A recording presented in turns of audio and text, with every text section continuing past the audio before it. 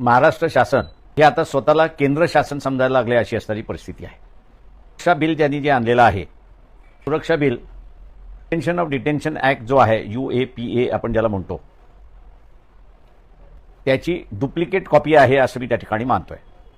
दुर्दैवाने महाराष्ट्र शासन आणि महाराष्ट्र विधानसभा आणि विधान परिषद या दोघांनाही असा कायदा करण्याच्या दृष्टिकोनातून अधिकारच नाही असं मी त्या ठिकाणी मानतोय।